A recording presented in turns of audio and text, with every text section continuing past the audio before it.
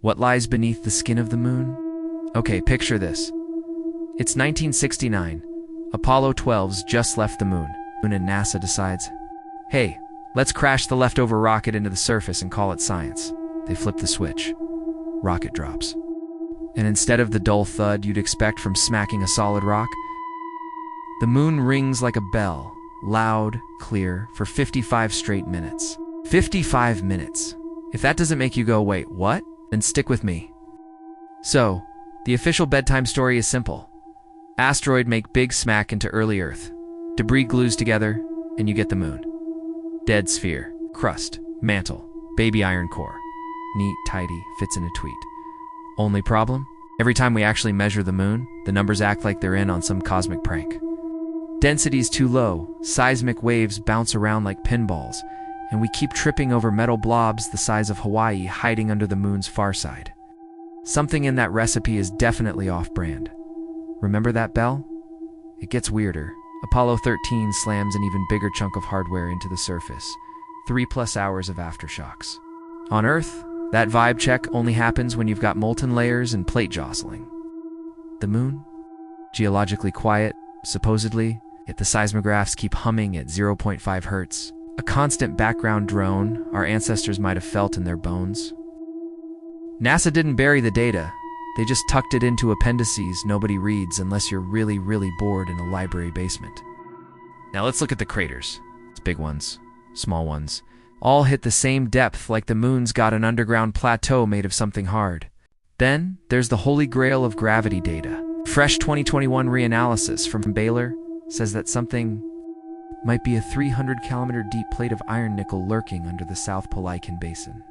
The asteroid that carved that canyon left its engine block behind, and the lunar crust just zipped itself back up like nothing happened.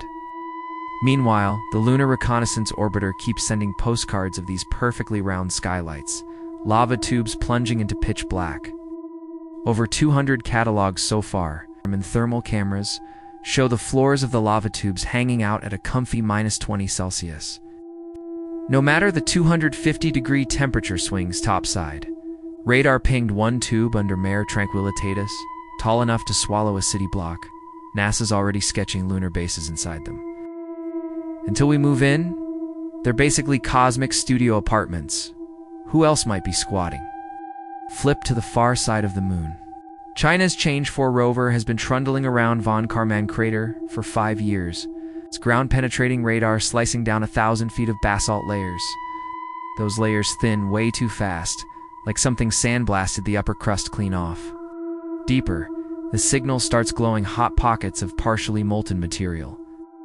Not supposed to happen on a body that cooled billions of years ago. Even the old Soviets in 1978 flagged the moon's thermal conductivity as too low for a solid sphere. Translation: gaps, voids, insulation. Something's off. Ow. I know what half of you are typing already. Okay, but hollow moon? Really? This is tinfoil hat territory? Fair, except 2 Russian astrophysicists, Vasin and Sherbakov, once ran the math on what you'd need if you wanted to build a moon. Thin titanium shell for strength, internal scaffolding to absorb impacts, low density so it doesn't implode. Their paper reads like an IKEA manual for planetoids.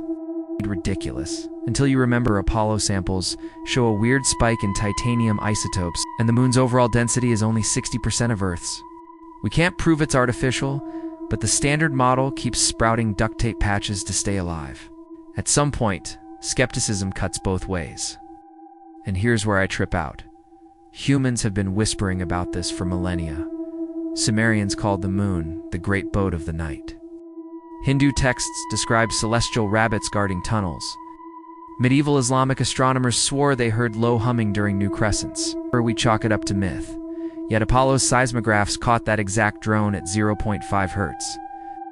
Maybe our ancestors weren't making stuff up. Maybe they just lacked NASA's budget to confirm the weird. So what's under the skin of the moon? Rocks, sure, plus metal hearts, ringing chambers, and tunnels big enough to hide a city.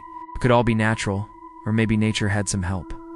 I'm not saying it's aliens, but I'm also not saying it's not. Drop your best theory or your wildest guess in the comments. I read every single one, and the most mind-melting idea might just get its own video. Next time you glance up at that calm silver face, remember, you're not looking at a simple rock. You're looking at a lid, and whatever's inside the box, still waiting. This is Phenomenon, and thanks for joining me for another video. Please like and subscribe. It really helps a small channel like mine. And post a comment letting me know what you think is beneath the skin of the moon.